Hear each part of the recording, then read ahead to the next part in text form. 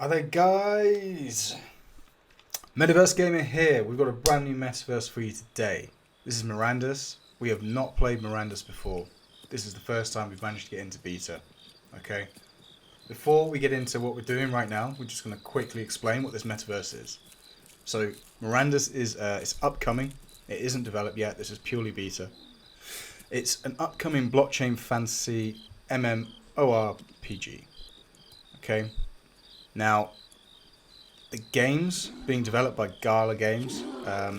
Mirandus is set to be an open world game where the players enter the wilderness and earn their fortune by their own accord. So basically, it's like you can follow the quests, you can go on farm and build. It's kind of you do what you want within the game. So elite playable NFT characters went on sale in December, and pretty much all are sold out. However, no official release date for the game has been announced yet.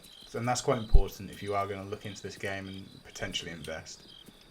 We're going to have a closer look, because this game is quite anticipated. There's a lot of hype surrounding this particular metaverse. There's a lot of hype surrounding quite a few metaverses, but I've never seen the prices for metaverses assets like this. So some things are upwards of 80, 90 ETH. For land sales, for houses, for citadels. Seriously, 90 ETH. Pretty insane.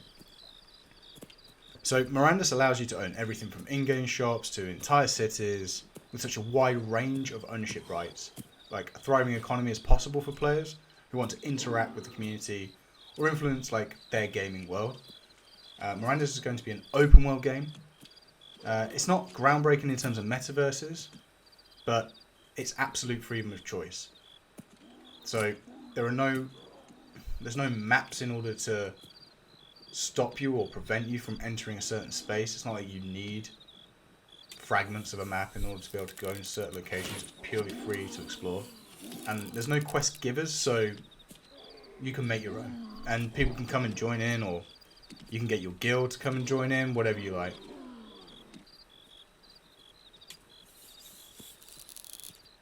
Players will essentially run and own most of the game.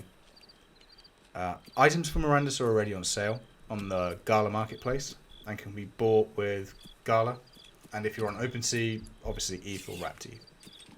So, and Mirandus is totally free to play, and it won't require the purchase of an NFT to participate. However, buying certain avatars will definitely enhance your gameplay.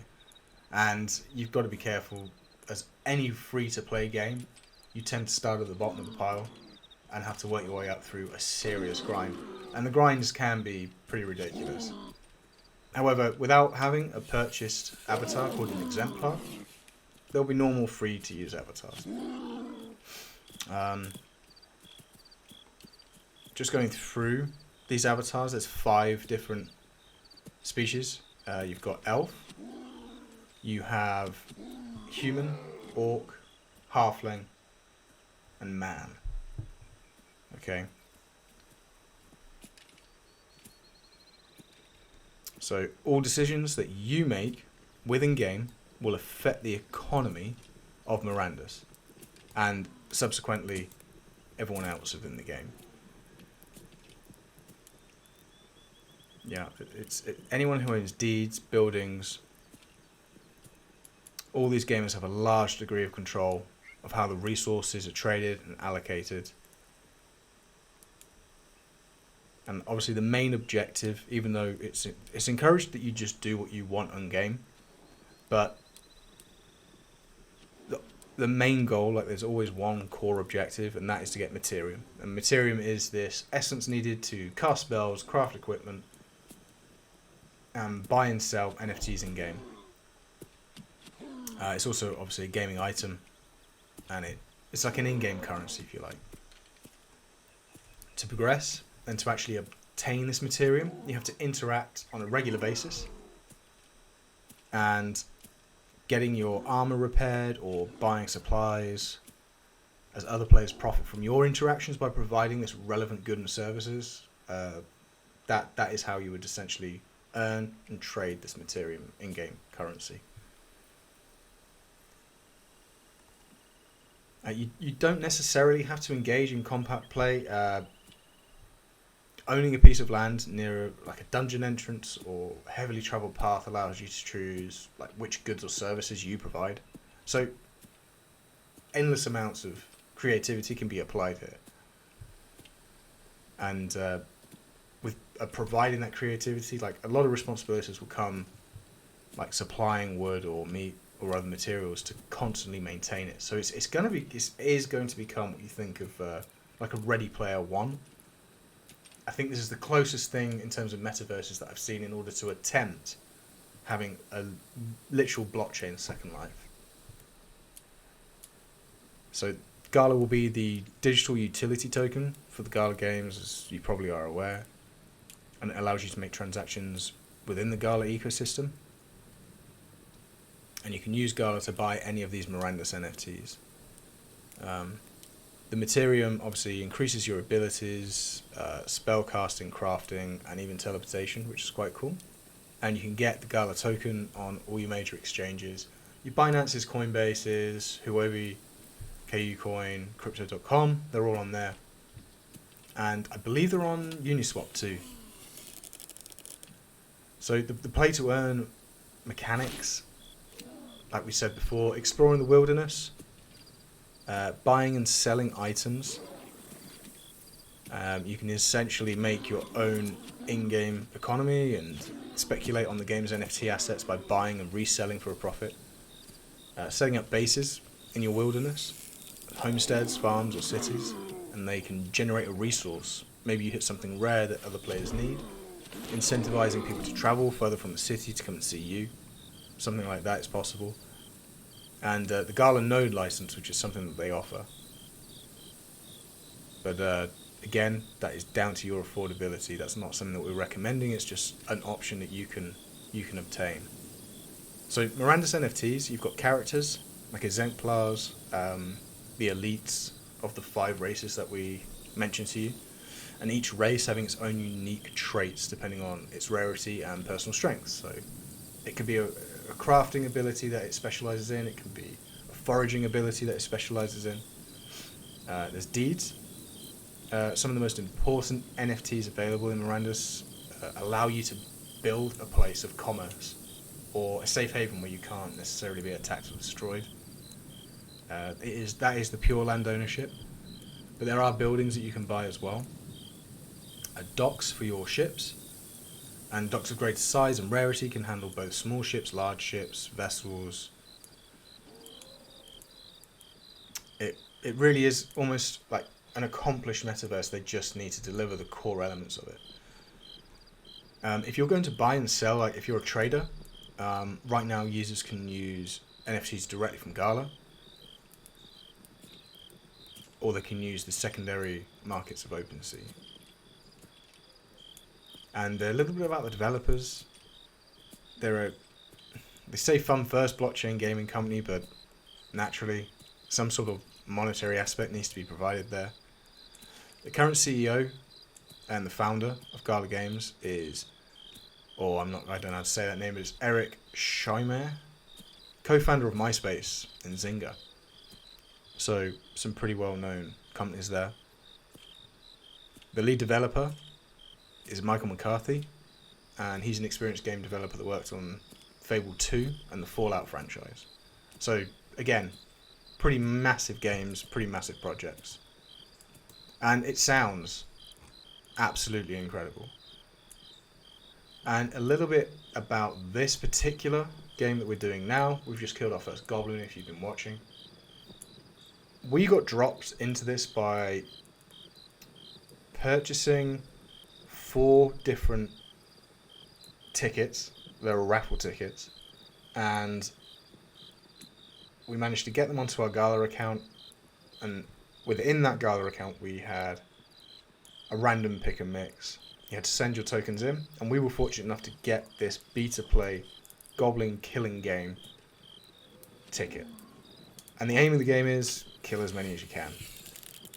By doing so, you can earn some of the in-game currency that they're offering to you to play this metaverse game. So not a massive prize, but still really cool to integrate yourself within this project. And as you can see, it's impossible to see. So we got dropped into this map having absolutely no idea.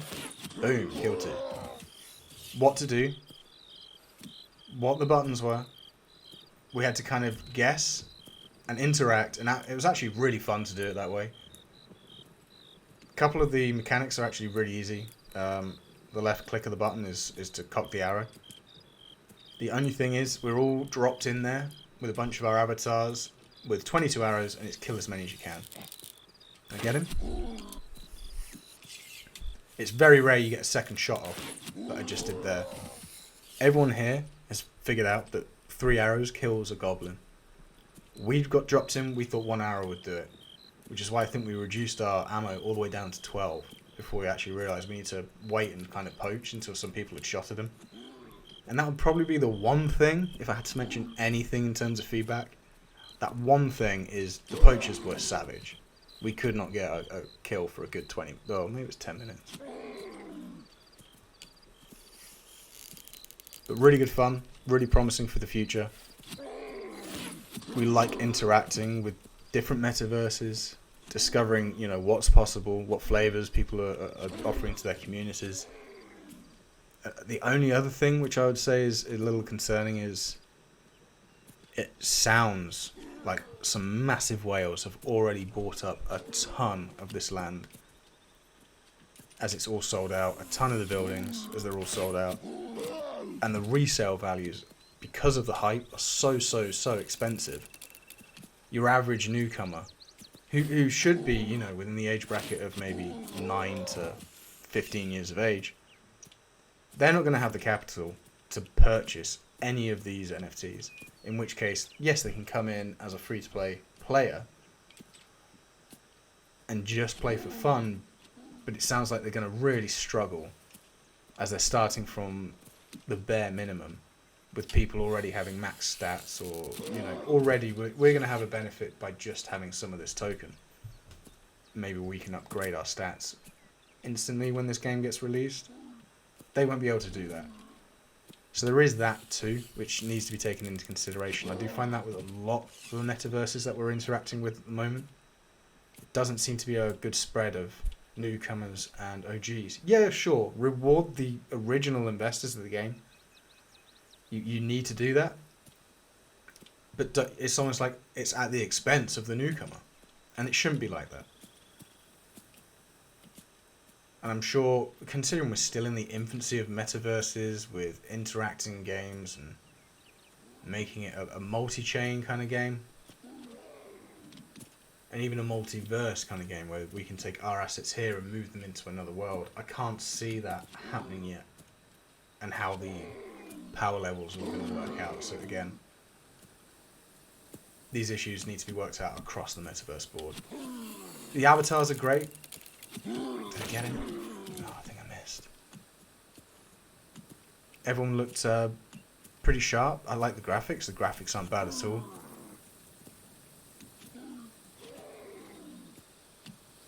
I think this is a lot of promise. From beta, this little snippet of a mini game, it was really good.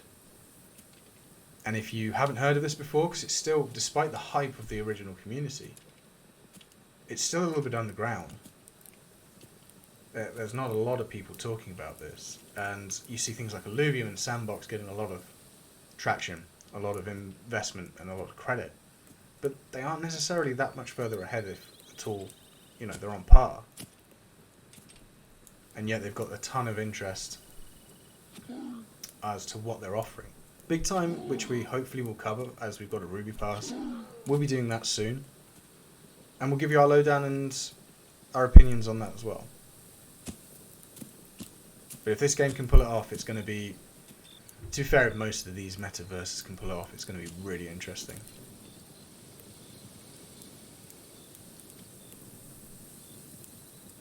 I think this was our best kill streak. You can enter the game again, run it a few times, and just see how well your scores match up. But 6 was our best in our first run.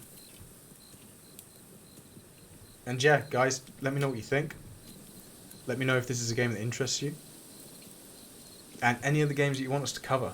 If there's anything that you think's worth looking into, perhaps purchasing a few NFTs just so we can get involved with the platform, and then filming it for you to watch and dissect. That'd be really cool. So from us here, over and out.